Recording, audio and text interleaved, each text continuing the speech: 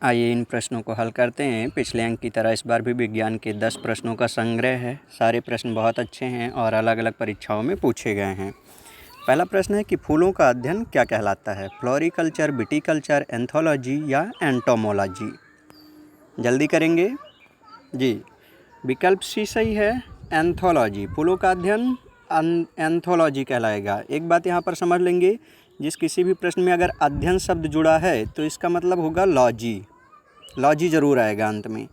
और अगर आता है कृषि संबंधित बात तो वहाँ पे कल्चर ज़रूर रहेगा। जैसे कहा जाता है रेशम पालन किस में किया जाता है, तो सेरी कल्चर में किया जाता है ना।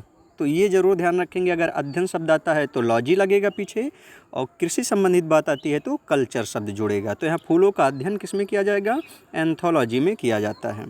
फ्लोरिकल्चर में फूलों की कृषि का अध्ययन करते हैं। विटीकल्चर, तो विटीकल्चर में अंगूर का अध्ययन किया जाता है, अंगूर की खेती का अध्ययन। अगला प्रश्न ध्यान देंगे इसी तरह से, रक्त कैंसर का उपचार किया जाता है बीएमडी या सोडियम 24 या फास्फोरस 32 या आयोडीन 131 के द्वारा? जी, विकल्प सी नंबर सही है, फास्फोरस 32 के द्वारा रक्त कैंसर का उपचार किया जाता है। बीएमडी के द्वारा अस्थियों का उपचार किया जाता है और आयोडीन 131 के द्वारा थायराइड का उपचार किया जाता है। रक्त कैंसर का उपचार एक और विधि से होता है, कोबाल्ट 60 के प्रयोग के द्वारा किया जाता है। कोबाल्ट 60 के प्रयोग के द्वारा भी रक्त कैंसर का उपचार किया जाता है। इसका उत्तर सही होगा सी नंबर, फास्फोरस 32। अगले प्रश्न की ओर चलते हैं। हीमोग्लोबिन में कौन सी धातु पाई जाती है? मैग्नीशियम, आयरन, सोडियम या मैग्नीज? जी, बिल्कुल उत्तर देंगे। इसमें अधिकांश उत्तर सही होने चाहिए। इसमें विकल्प बी नंबर सही है, हीमोग्लोबिन में आयरन पाया जाता है। बहुत अच्छा, हीमोग्लोबिन में क्या पाया जाता है? हीमोग्लोबिन में आयरन पाया जाता है। हीमोग्लोबिन रक्त में उपस्थित होता है जिसके कारण रुधिर जो है लाल होता है। अगले प्रश्न का अध्ययन करते हैं। निम्न में से कौन एक लिंग संलग्न रोग है? लिंग संलग्न रोग का मतलब होता है अनुवांशिक पदार्थ। अनुवांशिक रोग कौन सा है? क्षय रोग, वर्णांधता, निकट दृष्टि दोष या धनुजांघता? जी, इसमें विकल्प बी सही है, कलर ब्लाइंडनेस। वर्णांधता एक जो है जेनेटिक डिजीज है, अनुवांशिक रोग है। अगले प्रश्न पे चलते हैं।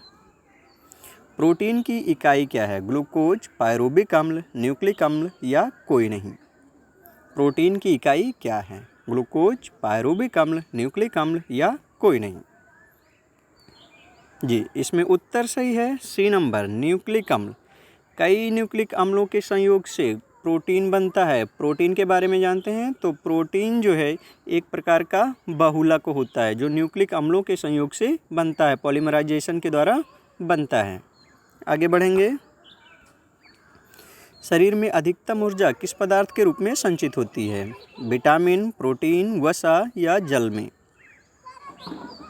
इसका उत्तर सही है सी, वसा में। 1 ग्राम वसा के टूटने से 9 दशमलव समथिंग जो है किलो कैलोरी ऊर्जा प्राप्त होती है, जबकि 1 ग्राम प्रोटीन के टूटने से 4.2 किलो कैलोरी ऊर्जा प्राप्त होती है।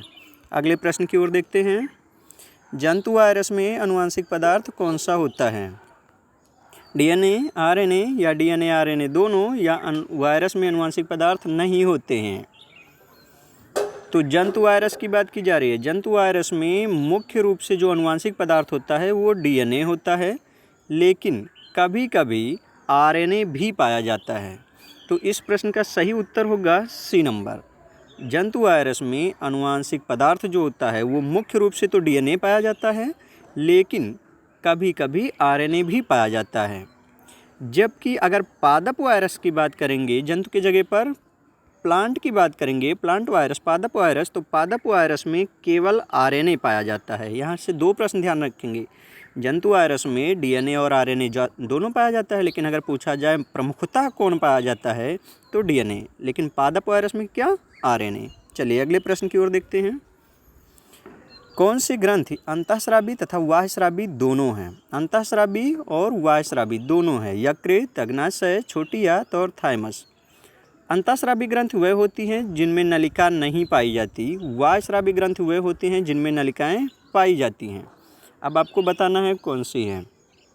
जी, विकल्प नंबर बी सही है, अग्नाशय। अग्नाशय सही है। ये अंतःस्रावी और वायस्रावी दोनों प्रकार के ग्रंथ है। यकृत की बात करते हैं तो ये वायस्रावी ग्रंथ है, और यहाँ पर जो है यकृत में यूरिया का संश्लेषण भी होता है। अगले प्रश्न की ओर ध्यान देंगे। मलेरिया की दवा क्विनैन किससे प्राप्त होती है? लाल चींटी से, लौंग से, सिनकोना के छाल से या तुलसी के पत्ते से? जल्दी करेंगे। तो जो क्विनैन होता है वो सिनकोना के छाल से प्राप्त किया जाता है। लाल चींटी से फार्मिक अम्ल प्राप्त होता है, फार्मिक एसिड प्राप्त होता है लाल चींटी के द्वारा। अगले और अंतिम प्रश्न की ओर ध्यान देते हैं।